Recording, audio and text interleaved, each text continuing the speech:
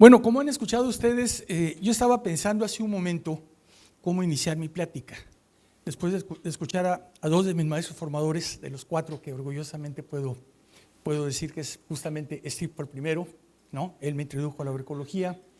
Llega después Ricardo Almeida, quien me introduce a la epistemología, a la búsqueda del conocimiento científico y compararlo o conjuntarlo con el conocimiento tradicional. Llega, él me envía con el maestro Hernández X, quien me enseña a ser irreverente antes que otra cosa, y ahorita voy a decir algo más sobre ello, y finalmente con mi querida maestra Alba. En síntesis, yo soy como esa salsa verde que vamos a preparar en el molcajete, donde ponemos chile verde, tomate verde, agua y sal, ¿verdad? La molemos y sale algo diferente que a algunos puede gustar y a otros puede enchilar, ¿verdad? Pero finalmente es mi propuesta. Entonces, vamos a presentar un poquito de ello. Discúlpenme, nunca he manejado esta cosa y siempre me hago pelotas, ¿no? Bueno, voy a comenzar mencionando 2 elementos que me parecen muy interesantes. El primero que tenemos aquí a la izquierda, aquí, es el producto de varias entrevistas que le han hecho a Alfredo Jalife, donde él menciona, cuando le preguntan cuál es la diferencia en este momento entre la izquierda y la derecha mundial, y él dice que no, que es un problema muy fuerte en este momento entre países globalifílicos y países que defendemos lo nuestro y tristemente nos tildan de muchas cosas, pero al final de cuentas somos soberanistas, ¿verdad? Y por el otro lado, quiero citar algo que nos dice el doctor Rafael Ortega Paz, que en una conferencia hace algunos años en un congreso de agroecología, justamente, que la reivindicación de la milpa y la defensa de la producción campesina de maíz es un postulado fundamental en la lucha contra el hambre, el éxodo, así como el combate por la soberanía alimentaria y autosuficiencia. Y él termina con una cita del doctor Ortiz Cereceres, que dice que también es una batalla mucho más profunda y decisiva por preservar la pluralidad cultural y la diversidad biológica de las que depende el futuro de nuestro país y de la humanidad. En ese sentido, entonces, yo me hago pelotas con eso. Muchas gracias. ¿No? A ver, entonces, vámonos aquí, ¿verdad? Esta es la que seguía. Bueno, cuando entramos a agroecología, desde nuestras primeras clases aprendíamos, yéndonos a la raíz de la palabra, pues que un agroecólogo tiene que ser ecólogo y tiene que ser agrónomo, ¿no? De entrada. Pero ahora hemos visto que vamos mucho más allá. Y en ese sentido, el concepto ha evolucionado de manera muy interesante, desde el principio, desde la definición prístina, ¿no? Hasta la FAO, que en este momento, como decía bien Steve, utilizando los conceptos de quienes más han trabajado a la agroecología, llega a plantear los 10 o actualmente los 15 elementos de la agroecología, ¿verdad? Tenemos desde la primera definición que ya Steve nos hablaba de él, posteriormente la FAO retoma Altieri, y así vamos avanzando la propuesta de Wessel y compañía, que es lo que Steve nos decía al final, ¿verdad? Las diferentes formas de ser de la agroecología, hasta lo que vamos. La que sigue, por favor, si me ayudas. Gracias. Bueno, en ese sentido, pues tenemos los 10 elementos de la agroecología de los cuales ya se hablaron, no tiene sentido, seguramente ustedes los conocen, ahí están, ¿verdad? Y esto va aterrizando cada vez más el concepto a la realidad mundial que estamos viviendo. La que sigue, por favor. Bueno, y lo interesante de ello es que cuando la FAO busca adecuar su camino hacia el desarrollo sostenible y a la Agenda 2030, pues justamente menciona la necesidad de un cambio en el campo, ¿no? Y sobre ello se va entonces directamente a la agroecología como una opción viable para este cambio, en el entendido que gran parte de la producción mundial de alimentos está justamente en las zonas rurales del planeta, donde vive lo que yo digo malamente en México llamamos pequeños agricultores.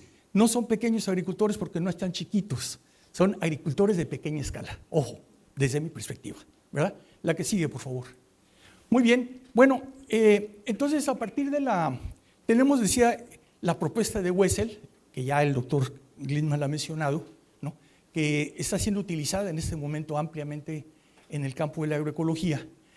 Y yo en lo particular preocupado, me considero un latinoamericanista, un mexicanista, me pongo a buscar y me encuentro a un colega, estudiante también de ALBA, ¿no? el doctor José Ramón Rodríguez, venezolano, quien hace esta propuesta que vemos aquí para echar a andar una maestría en un instituto, una maestría en agroecología en un instituto privado, ¿sí? Y sin embargo, después de leerlo, me parece un avance muy interesante porque empieza a tocar este México profundo que tenemos nosotros, esta Latinoamérica profunda. Yo analizo y digo, bueno, ¿qué le falta? ¿Qué le falta a esta definición? Pues a mi gusto, y esto lo dice el maestro Hernández X en algunos de sus textos, pues a mi gusto le falta el corazón, ¿sí? ¿Por qué el corazón? Bueno, porque el corazón tiene mucho que ver con algo de lo que Flash Gordon nos menciona, el sentir pensar, que ya lo mencionaste hace ratito, ¿no? Decía mi estimado Alush, ¿verdad? Hay que llegarle al corazón de la gente. Y esto es justamente no solamente pensar, sino también sentir lo que hacemos. La congruencia no nada más es pensar, hablar y actuar. La congruencia real desde nuestro campo es sentir antes que de pensar, ¿no? Entonces, en ese sentido, si le agregamos la idea de este concepto, pues ¿qué le podríamos agregar a las definiciones de agroecología que están en el ambiente? Bueno, pues ahí van un montón de cosas, ¿verdad? Identidades, ojo, no identidad, identidades, culturas, cosmovisiones, patrimonios bioculturales, tecnologías tradicionales, sistemas de producción, economía campesina, devenires históricos, gastronomías locales, medicinas tradicionales, sentimientos, pensamientos filosóficos de las sabias y los sabios de cada pueblo. En síntesis, a mi gusto le hace falta la aportación de las culturas indígenas y campesinas a la agroecología. Y ahorita vamos a ver por qué, ¿verdad? Pero antes voy a hacer una pregunta que al final voy a tratar de responder bajo mi propia expectativa. ¿Tenemos una definición ad hoc para la agroecología mexicana? Tenemos muchísimas definiciones para la agroecología general y que se puede aplicar en muchas partes. Pero desde mi gusto, en México hacen falta cosas. La que sigue, por favor. Bueno, y aquí viene mi primer punto de vista. Yo creo que la agroecología mexicana, a diferencia de otras agroecologías, tiene una serie de pilares que son importantísimos para poder entenderla y poder entender su diversidad. En principio, el primer pilar, el académico, que es el que la funda, el más importante, pues ya hemos hablado de ellos, ¿verdad? Tres gentes importantísimas, el maestro Hernández X hablando de los agroecosistemas, pero antes Steve y Alba hablando de la agroecología, ¿verdad? Afortunadamente tenemos aquí a dos de ellos. No podemos obviar que en realidad debería ser el primer pilar, los campesinos, su conocimiento y su cultura agrícola. Algo que está influyendo muchísimo en los programas de gobierno en este momento son los tecnólogos agroecológicos. Gente que nos ha llegado a aportar cosas importantes, pero que no es el todo, ¿verdad? Como son Jairo Restrepo y Sebastián Piñeiro, por ejemplo, ¿no? Nos enseñan técnicas, nos enseñan recetas, pero no nos enseñan a ir con la gente. Bueno, por otro lado tenemos a las organizaciones campesinas y a los campesinos agroecólogos, y de ahí se desprende de que en México tenemos muchas agroecologías. Tenemos también a las organizaciones agroecológicas y urbanas y movimientos sociales que sobre todo impactan y se desarrollan fuertemente durante la pandemia, donde estábamos encerrados y todo el mundo tenía urgencia por conocer algo más. Las escuelas de agroecología, tanto para campesinos, como para público en general, como para estudiantes y posgraduados. Me refiero a estudiantes de licenciatura y preparatoria. Los divulgadores de la agroecología, yo creo que en México han impactado fuertemente. Menciono a Víctor Toledo porque él estuvo a cargo de la Secretaría del Medio Ambiente y en ese momento funda la primera dirección general donde la agroecología está presente, ¿sí? Que es justamente en agroecología y sostenibilidad, ¿no? Bueno, Miguel Altieri, a algunos les gusta mucho, a mí en lo particular difiero de mucho de lo que él dice, por mucho de lo que se ha dicho esta mañana, ¿no? Por el otro lado, en años anteriores, recientes, la presencia filosófica de Vandana Shiva creo que ha sido importante en un sector de los agroecólogos y las agroecólogas mexicanas. El gobierno de la Cuarta Transformación ¿Por qué lo pongo? Justamente el expresidente López Obrador, al recorrer todos los municipios de México, se da cuenta de la problemática de los agricultores de pequeña escala, ¿verdad? Y acepta la propuesta de incluir a la agroecología en los programas de gobierno. Por ello, invita entonces a la directora del CONACYT, junto con sus colaboradores, en este caso menciono entre otros a Luis García, ¿no?, a desarrollar a la agroecología como una propuesta a la agricultura convencional, ¿no? Asimismo, vamos a tener a gente como Víctor Suárez, que a la fecha es un convencido de ello, por un lado dentro de la Secretaría de Agricultura, actualmente en el RAN, ¿verdad? Y a otros como Héctor Robles, Alfredo Álvarez, es un colega muy joven que está transformando Colima, ha llevado ya la primera ley agroecológica, ya tienen una organización agroecológica estatal muy fuerte, y yo creo que eso debería estar cundiendo en el país. Bueno, y finalmente me atrevo a decir que, aunque todavía en pañales, estamos cumpliendo 10 años y un cachito más, la Sociedad Mexicana de Agroecología busca tener un espacio entre estos pilares. La que sigue, por favor. Bueno, voy a mencionar algo que dice el maestro Hernández X acerca de la agricultura. Él nos dice que la agricultura, siempre debemos considerar, dice, a raíz de la llegada de la Revolución Verde y la transformación que las escuelas de agronomía tienen en México, él decía que no debemos olvidar que la agricultura inicia por una gradual acumulación de conocimientos ecológicos y biológicos sobre los recursos naturales utilizados y se desarrolla mediante sistemas autóctonos de generación de conocimientos y de adaptación y adopción de innovaciones tecnológicas en varias áreas del mundo, entre ellas México, ¿no? Y en ese sentido, yo creo que algo muy importante es que la agricultura mexicana tiene más de 7,000 años. No podemos borrarla, no podemos olvidarla, no debemos hacerlo, ¿sí? Y bueno, ¿por qué?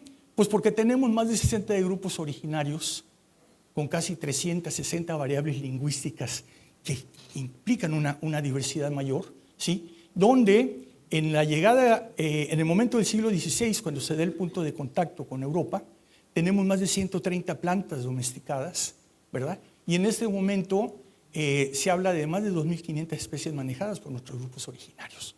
Si vamos al supermercado nos vamos a encontrar con 40 especies, 50 especies. La que sigue, por favor. Bueno, me voy más rápido.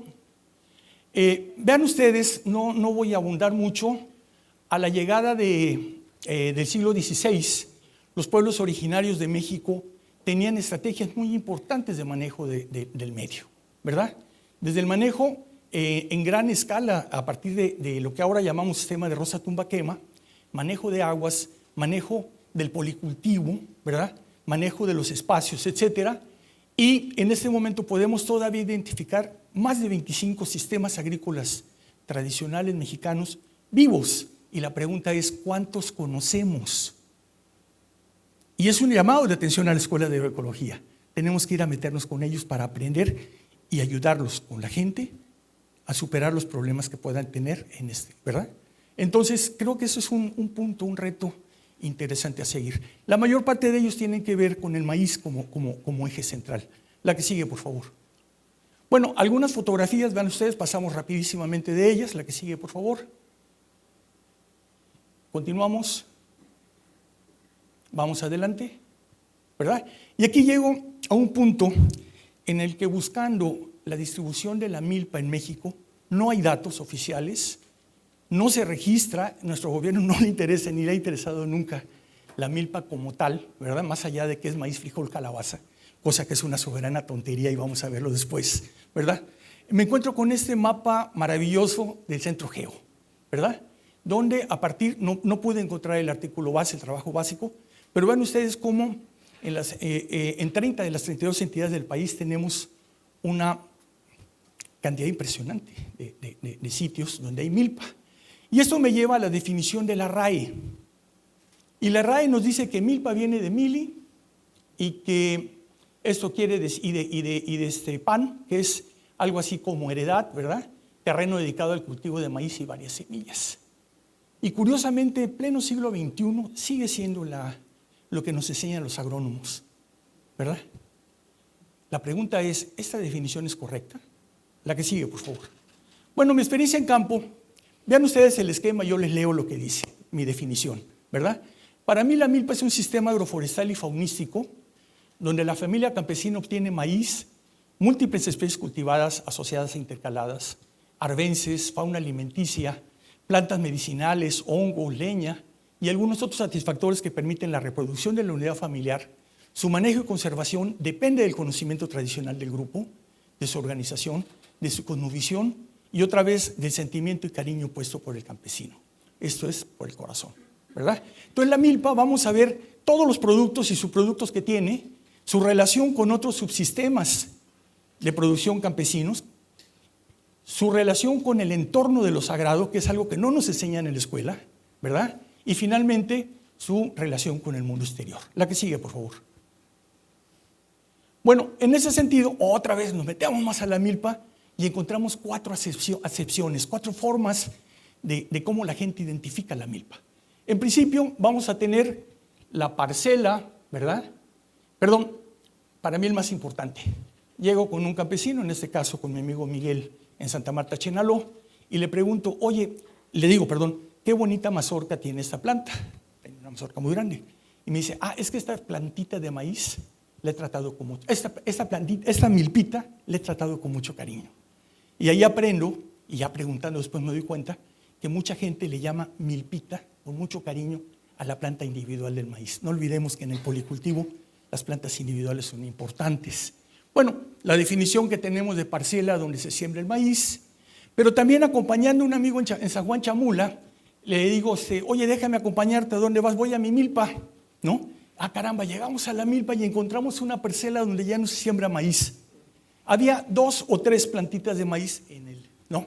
Y le digo, oye, pero aquí no hay maíz. Bueno, es que yo aquí sembraba maíz y por eso es mi milpa. Y le digo, ¿y esas plantas que tienes ahí, que eran como 2 o 3, se te cayeron las semillas? No. El maíz es el hermano de todas las plantas porque tiene un chulel superior. Entonces está cuidando a sus hermanitas. Fíjese qué definición tan bonita, donde está otra vez el corazón, el sentir y pensar. Y finalmente una propuesta académica que solamente he visto en 2 ejemplos. En la milpa maya, cuando el maestro Hernández Sequi nos lleva a entender que la milpa no es la parcela, la milpa es el sistema, ¿verdad? Y que también se menciona cuando se hace el análisis del Cuactaquiloyan, ¿verdad? En la zona norte de Puebla, por el equipo de Víctor Toledo y Narciso Barrera, ¿no? Entonces, voy a profundizar aquí, porque de entre todas esas actividades que la gente puede desarrollar, en este caso es de una comunidad cercana a Oxolotán, Tabasco, ¿no? Vamos a ver que la milpa, el traspatio o huerto familiar tradicional y el aprovechamiento forestal son la base de la independencia campesina que todavía puede tener a nivel alimenticio. Puede quedarse sin empleo el campesino, pero va a poder comer, cuando menos en el sureste de México, gracias a esos 3 sistemas. La que sigue, por favor. Bueno, entonces, en este sentido, pues vamos a ver, les decía que la mayor parte de los sistemas de los que hablé tienen a la milpa como eje central, pero cuando ya la vemos como sistema, entonces yo puedo definir a este sistema diciendo que la milpa es más que un sistema agrícola. Es un sistema complejo y dinámico donde se conjuga el manejo de recursos naturales y su reproducción, la economía familiar y comunitaria y la cultura de la población. Está compuesto de una cantidad variable de subsistemas, la parcela milpa se convierte en subsistema, y actividades diversas que entre todas permiten la supervivencia familiar. Y esto no me lo saco de la manga, de nueva cuenta menciono a uno de mis maestros, a mi maestra Alba González Jacome, quien en 2021 afirmaba que una característica de la agricultura tradicional es su combinación con varios tipos de actividades que no son necesariamente agrícolas, pero que proporcionan ingresos monetarios a las familias. La actividad agrícola actual, nos decía, partiendo de Tlaxcala y de Tabasco, se combina con la caza, la pesca, la recolección, cuidado de ovejas, producción artesanal, comercio en pequeña escala, etcétera, etcétera, etcétera, donde la mujer juega un papel importante. La que sigue, por favor. Bien, entonces esto nos lleva a que en cada comunidad vamos a encontrar un sistema de producción propio, ¿no? Y aquí empezamos a llamar otra vez la atención a los agroecólogos, a los agrónomos. No podemos tener una idea generalizada del campo mexicano. ¿verdad? Vean el ejemplo de Chamula, que es un caso muy interesante, donde justamente comienzan primero con el dinero que se manda del otro lado. Chamula es de los municipios que más gente tiene en el extranjero en los últimos años, ¿verdad? Ello genera la necesidad de muchas familias de empezar a buscar recursos, se meten en actividades no lícitas y tenemos que en San Juan Chamula vamos a encontrar más casas de 3 pisos con una arquitectura innovadora, vamos a llamarla innovadora, ¿verdad? Con camionetas último modelo que no vamos a tener ninguno de nosotros en la vida, a veces casi sin muebles, ¿no? Con una tiendita abajo. Pero eso es parte de la nueva cultura rural que se está viviendo y a la que nos tenemos que enfrentar también. Y decía, hay más casas de 3 pisos de este tipo que en Tuxtla Gutiérrez, Tapachula y San Cristóbal juntos. Imagínense nada más lo que está pasando. Pero también tenemos un gran sector de la población en una humildad total, económicamente hablando, ¿verdad? Pero con una cultura maya impresionantemente arraigada. La que sigue, por favor. Muy bien, y esto nos lleva a este esquema donde el sistema Milpa tiene que ver con la familia nuclear, tiene que ver con la familia extensa por el intercambio de medios entre los hermanos, entre los primos, con el grupo de parientes, con el linaje, con la comunidad y finalmente con el grupo cultural, donde vamos a tener una cosmovisión hermanada a la naturaleza y vamos a tener una economía predominantemente campesina, donde la solidaridad es importantísima, ¿verdad? ¿Y qué pasa? Nos dice Armando Bartra, cuando el campesino se enfrenta al vender sus productos a la ciudad y siempre pierde y sin embargo sigue viviendo, ¿verdad? Entonces él dice, bueno, la milpa y el huerto familiar son importantes, pero también es importante esa solidaridad campesina que evita que las viejitas se mueran de hambre, las viudas, ¿verdad? Que la gente que está con algún problema psicomotor o mental se muera de hambre en la ciudad porque hay una solidaridad importantísima. Pero ¿a qué se enfrenta el campesino y a qué nos enfrentamos como agroecólogos? Por un lado, a una cosmovisión occidentalizada, totalmente racional, y a una economía de mercado para la cual nuestro campo no está preparado. Y me refiero a la gente en común. Hay mucha gente muy audaz que sí se enriquece gracias a ello. La que sigue, por favor. Bueno, y esto nos lleva a un concepto, el de bioculturalidad, ¿no? Donde se dice que un país con riqueza, una gran riqueza biocultural es aquel que conjunta 2 elementos, muchos grupos originarios, pero también una riqueza biológica importante, ¿verdad? ¿Qué países resaltan en esto? Indonesia, la India, Australia y México en 4º lugar, ¿no? Y bueno, ¿qué prueba podemos tener de ello? Vean ustedes el mapa de un lado, donde están los grupos indígenas con mayor población en México, ¿verdad? Se ubican perfectamente. Y vean ustedes un mapa que produce la Conavio cuando ante la amenaza del cultivo de maíz transgénico en todo el país, el doctor Sarucán manda a hacer una nueva colecta y encuentra este agrupamiento de razas. Yo he puesto el circulito, ¿verdad? Y este agrupamiento mucho tiene que ver justamente con que la riqueza biocultural del país está en los grupos originarios, ¿no? La mayor parte de los ríos, de las cabeceras de ríos importantes de México, están en terrenos sagrados de grupos originarios. Y eso no nos lo enseñan en la escuela. Y no lo enseñamos en las escuelas, ¿verdad? Entonces, en ese sentido, pues el patrimonio biocultural, desde mi perspectiva, el concepto como tal debe ser parte de la agroecología. ¿Por qué? Porque nos va a hablar de la riqueza cultural de nuestros pueblos. La que sigue, por favor. Bueno, entonces, algo de lo que voy a abordar cuando estamos hablando justamente de estos sitios sagrados, etcétera, es que tampoco nos enseñan en la escuela de que el maíz es sagrado para la gente. Y no desde ahora, sino desde siempre. Cuando yo le pregunto a mis alumnos de la Intercultural de Tabasco, ¿por qué creen que el maíz, siendo una planta exógena al sureste de México, llega e inmediatamente genera un dueño, un dios, ¿verdad? Y hasta la fecha sigue siendo así. Y ellos me dicen, maestro, simplemente observa la planta de maíz, cómo amorosamente abraza a sus hijos, ¿verdad? Y esa es parte de la sacralidad que tiene el maíz. Entonces, yo me atrevo a decir que para muchos fitogenetistas, por ejemplo, el maíz es un triunfo de la plasticidad genética, ¿verdad? Pero yo también me atrevo a decir, perdón, eso dicen ellos, pero yo me atrevo a decir que también es un triunfo de la cultura humana, porque hemos coevolucionado justamente con él. La que sigue, por favor. Bueno, yo les hablaba hace ratito de que tenemos 60 grupos originarios, más de 60 grupos originarios, y curiosamente cuando hablamos de milpa y de maíz, vamos a encontrar que cada pueblo le asigna un nombre, ¿verdad?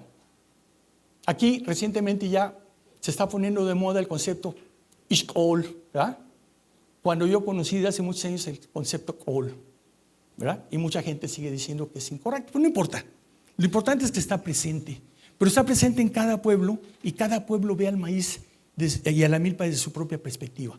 Y aquí viene algo bien interesante porque tenemos entonces muchos más de 300, bueno, tenemos alrededor de 360 formas de llamar a la milpa. Y si un agroecólogo va a llegar a trabajar la milpa, cuando menos debe tener la decencia de preguntar cómo le llaman ahí. Huerto familiar. No, huerto familiar donde quiera. Y sucede exactamente lo mismo, ¿verdad? O sea, el solar en Yucatán también tiene un nombre en maya, ¿verdad? Y también tiene un nombre en cada pueblo. Pero la que sigue, por favor. Entonces vamos a empezar a diferenciar esto. Cada estado del país tiene una diversidad diferente de razas de maíz, por ejemplo. Pero no solo de maíz, de todas las especies que siembran en la milpa. La que sigue, por favor, y en los huertos familiares. Pero vean ustedes qué cosa tan interesante. Algunas de las milpas que hemos trabajado en el sur de México. La milpa lacandona, el COR, ¿verdad? Originalmente en el 1970, una tesis de Ronald Knight, que acaba de fallecer de doctorado, él encontró 51 especies en la milpa lacandona. En un estudio que hicimos hace algunos años encontramos 37, pero no porque se hayan perdido las otras especies, sino porque ahora están en el huerto familiar, ¿no? La milpa chol tiene 41 especies asociadas en la milpa. La milpa celtal, el caltic, tiene 35. La yucateca, el único estudio formal que hay de Silvia Terán, nos dice que hay 38 en Xoquén, pero no sabemos cuánto hay en la milpa realmente peninsular, ¿no? Curiosamente, ahora en la milpa tzotzil se decía que había muchas especies, muy pocas especies porque está en bosque, en clima templado, etcétera. Pues la gran sorpresa es que hemos encontrado 33 cuando la milpa está sola, pero cuando la milpa se combina con el huerto familiar, encontramos 36 arbences útiles, 58 plantas de ornato, 13 hongos, 8 mamíferos, aves, no tenemos la contabilidad, más 65 platillos de la milpa. Eso es la milpa, es la riqueza cultural. La que sigue, por favor. Bueno, y si todo esto es la milpa, agreguémosle la cosmovisión de cada uno de los pueblos asociados al maíz y a la milpa. Y tenemos una diversidad riquísima. La que sigue, por favor. ¿Verdad? Y bueno, pues esto nos ha llevado, acabamos de mandar el artículo a publicación, a identificar 21 elementos que nos permitirían caracterizar las diferentes milpas de México. Mi propuesta en este momento es que tenemos más de 200 tipos diferentes de milpa, ¿verdad? Y si queremos justamente trabajar con la gente, tenemos que aprender, y como dice Alba y como dice Steve, meternos a trabajar con la gente, no desde afuera, ¿verdad?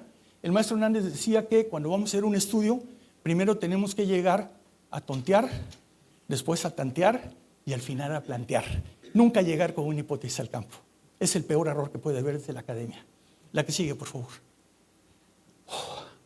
La que sigue.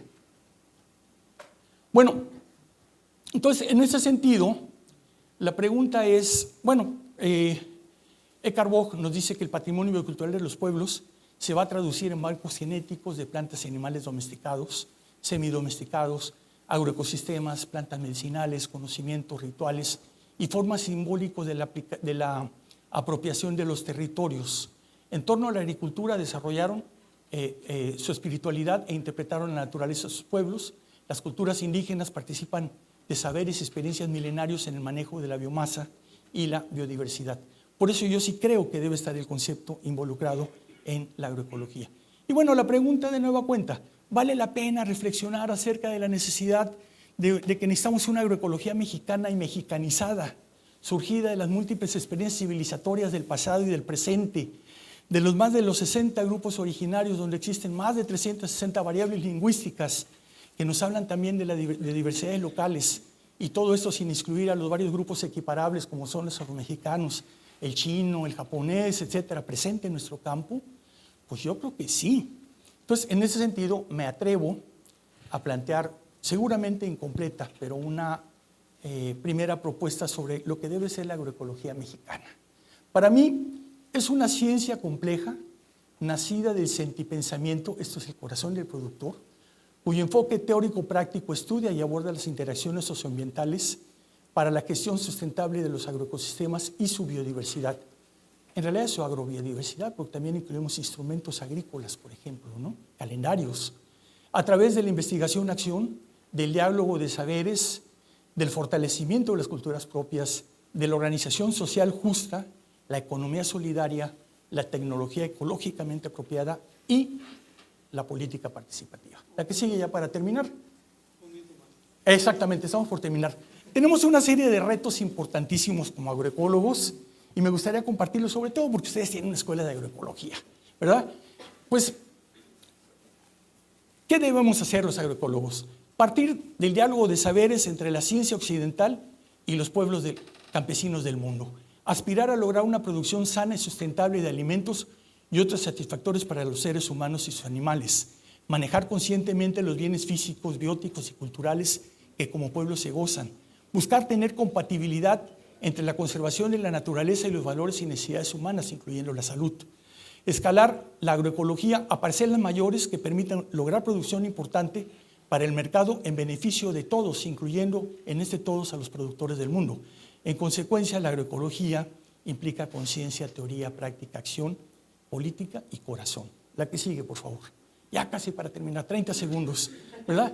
Sí tenemos compromisos, ¿verdad? La mayoría de quienes nos hemos formado en la academia y nos dedicamos a la agroecología, ya seamos agrónomos, biólogos, antropólogos, debemos trabajar arduamente en transformarnos en personas con un profundo compromiso social, preocupados por la salud del medio y del ser humano, junto con una producción capaz de ingresar al mercado. El grave problema de la Academia Agronómica Mexicana es que además de formar técnicos sin conciencia social ni cultural, se ha dedicado más a importar y a adaptar conocimientos generados en otras latitudes que a generar conocimientos apropiados en las diferentes condiciones físico-bióticas y culturales del país.